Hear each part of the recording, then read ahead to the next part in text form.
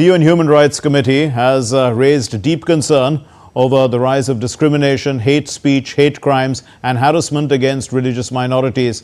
It also expressed concerns about the alarming frequent use of internet shutdowns and blockage of social media platforms and online content. Recently, Pakistan passed controversial constitutional amendment bill which raised concerns among various groups. Violence against religious minorities continues to rise in Pakistan. The UN Human Rights Committee, in its report on Thursday, urged Pakistan to take measures to prevent hate speech and incitement to public violence against religious minorities. There is also an increase of discrimination, hate speech, hate crimes, mob violence, harassment and intimidation against religious minorities, in particular Christian, Ahmadis, Hindus, Shia and Sikhs. The UN Human Rights Committee asked the state party to investigate the enforced disappearances, torture, killings, and intimidation of journalists and human rights defenders, prosecute perpetrators, and compensate victims.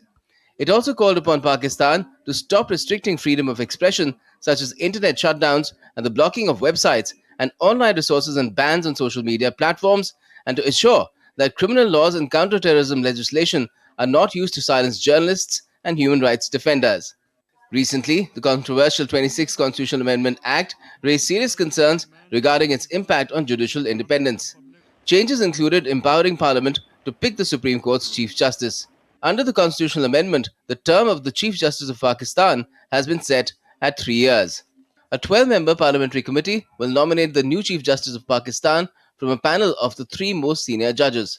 The committee, comprising 8 members of the National Assembly and 4 from the Senate, will propose the name to the Prime Minister, who will then forward it to the President for final approval.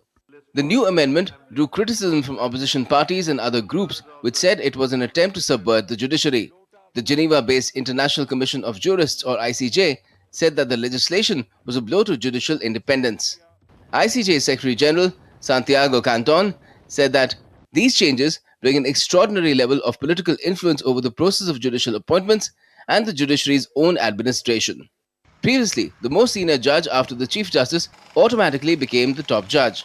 But the government and its allies amended the selection process in a hurried session of Parliament on the 21st of October this year.